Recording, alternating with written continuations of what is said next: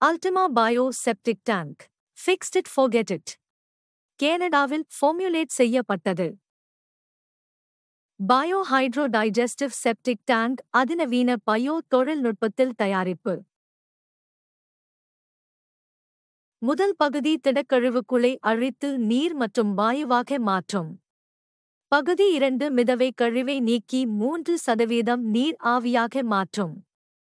மீதமுள்ள 70% நீரை ஈர்ப்பு விசை மூலம் ஆவியாகும். 1300 லிட்டர்ஸ் 2 நபர்களுக்கு. 1860 லிட்டர்ஸ் 4 நபர்களுக்கு.